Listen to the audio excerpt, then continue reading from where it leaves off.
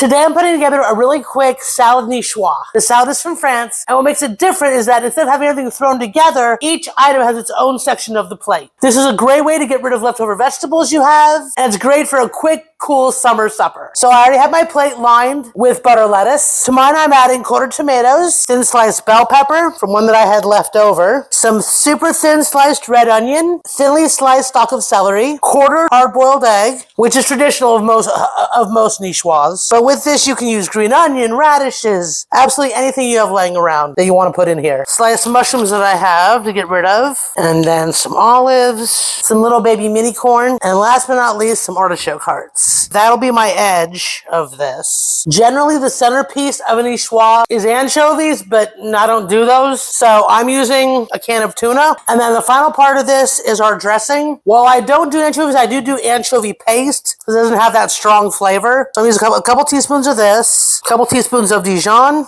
Get those mixed up some.